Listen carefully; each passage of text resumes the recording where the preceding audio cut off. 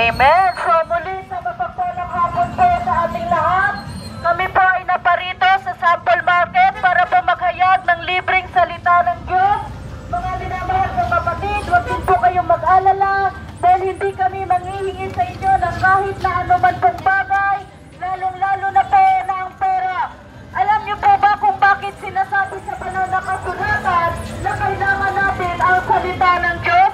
Sabi po sa Mateo chapter 4 verse 4, sabi ng Panginoong Jesus, nasusulat hindi lamang sa tinapay na bubuhay ang isang tao, kundi sa bawat salita na nagmumula sa bibig ng Diyos. Sabi po doon mga kapatid, na tayo ay hindi lamang nabubuhay sa pampisikal na pagkain. Kailangan din po natin ang salita ng Diyos na mapakinggan dahil tayo po ay hindi lang merong laman. Tayo po ay merong espiritu at ang pagkain ng ating mga espiritu ay ang salita ng Panginoon. So alam niyo po, ngayong December, marami po ang nag-celebrate ng holiday o tinatawag nilang Christmas. So bakit ba merong Christmas na pinapaniwalaan yung mga tao? Alam niyo po ba na sabi po sa Isaiah 53 verse 5, basahin po natin yung Isaiah 53 verse 5. Sabi dito, ngunit dahil sa ating mga kasalanan, kaya siya nasugatan. So dahil sa ating mga kasalanan, mga kapatid, ang Panginoong Jesucristo ay nasugatan. Yun yung purpose kung bakit siya naparito 2,000 years ago, para iligtas tayo sa ating mga kasalanan. At ang nangyari po sa kanya, siya ay nasugatan dahil sa ating mga kasalanan. Tayo dapat po ang masugatan. Bakit? Kasi tayo po yung nagkasala sa Panginoon. At sabi po sa salita ng Diyos sa Roma, chapter 6 verse 23, for the wages of sin is death, but the gift of God is eternal life through our Lord Jesus Christ. Ang kabayaran ng kasalanan ay kamatayan. Tayo po ay nagkasala sa Diyos at karapat-dapat po tayo mamatay. Pero hindi yan ipinahintulot ng Diyos dahil mahal tayo ng Panginoon. Ang Panginoong Jesus ay nasugatan dahil sa ating mga kasalanan. Siya ay binugbog dahil sa ating kasamaan. Tayo ay gumaling dahil sa mahirap na kanyang dinanas at sa mga hampas na kanyang tinanggap. Verse 7, siya ay binugbog at pinahirapan. Ngunit hindi kumibo isang salita lamang.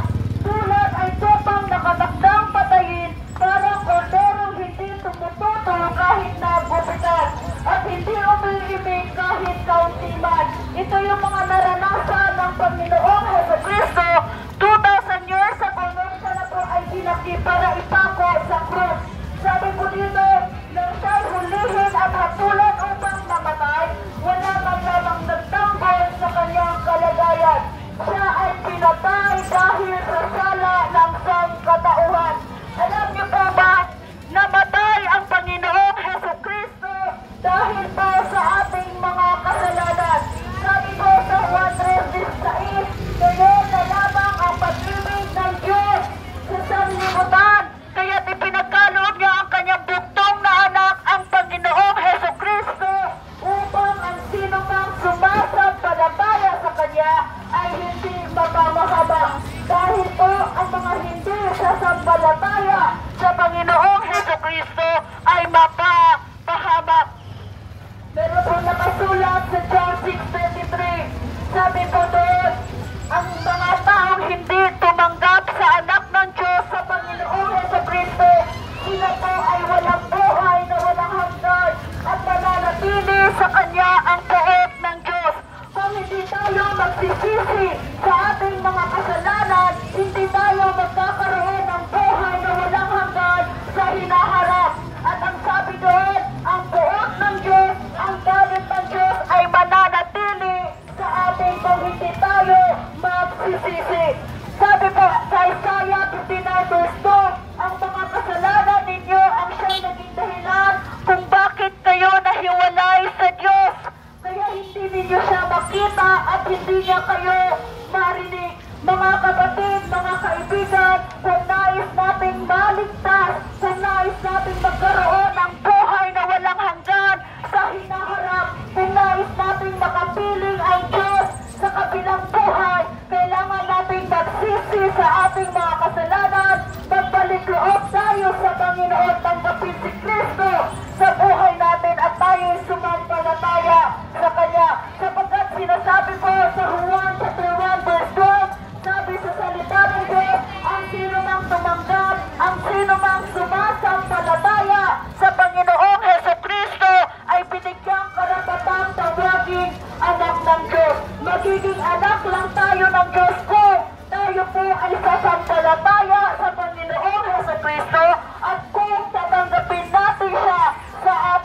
mga buhay. Pero kung ating pong i-reject ang Panginoong Jesucristo sa buhay namin, hindi tayo magkakamit ng buhay na walang hanggan at hindi po tayo pwedeng tawagin anak ng Diyos at hindi po tayo magpapalain ng Panginoon. Kaya we need the Lord Jesus Christ, mga kapatid. Kailangan natin si Kristo. Kailangan natin siya, kaya magbalik loob na tayo sa Panginoon hanggat may oras pa, hanggat may pagkakataon pa, hanggat malusog at malakas pa tayo. Ang araw ng bukas po ay hindi sigurado. Maaari ngayon buhay tayo, malusog tayo, paano yung araw ng bukas? Hindi po natin alam kung ano ang pwedeng maganap. At wala pong nakasulat sa Biblia na bukas buhay pa tayo. Kaya nga kung narinig ninyo ang mensahe ng Diyos, sabi sa banal na kasulatan, huwag nyo nang patigasin ang inyong mga puso.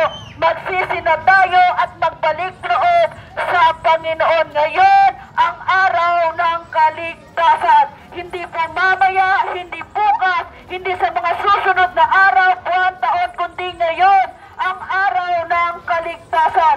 Repent before it's too late. Magsisina tayo bago maging huli ang lahat. So bago kami umalis sa lugar po ninyo, nais po namin mag-iwan ng isang maikling panalangin para po sa ating lahat. Panginoon namin Diyos na banal at makapangyarihan sa lahat. Panginoon, tunay nga na kung kami hiwalay sa iyo, ay wala kaming magagawa sapagkat ang buhay namin ay galing sa iyo. Ang aming mga hininga ay bigay mo, Panginoon, galing ito sa iyo. At kapag ito po ay kinuha mo na, wala na po kaming magagawa, Panginoon. Lord, tulungan mo ang bawat isang nakarinig ng iyong mga mensahe, yung mga taong sumampalataya sa iyo, yung mga taong tumanggap sa iyo, Panginoon. Pagpalain niyo po sila sa lahat ng area at aspeto ng kanilang mga buhay, Panginoon. Ilayo niyo po ang bawat isa sa anumang uri ng sakit at karamdaman. Ilayo niyo po kami sa anumang uri ng disgrasya at kapahamakan. Lord, yung salita na inyo pong itinanim sa lugar na ito ay naway tumimo sa puso ng bawat nakakarinig upang magamit namin, O Diyos, sa aming pananatili sa mundong ito. Purihin ka, Panginoon, at sa iyong mga kamay aming ipinagkakatiwala ang buhay ng bawat isa, maging ang lugar po ng Sampol Market. Ito po ang aming panalangin sa pangalan ng Panginoong Jesucristo. Amen at Amen. To God be all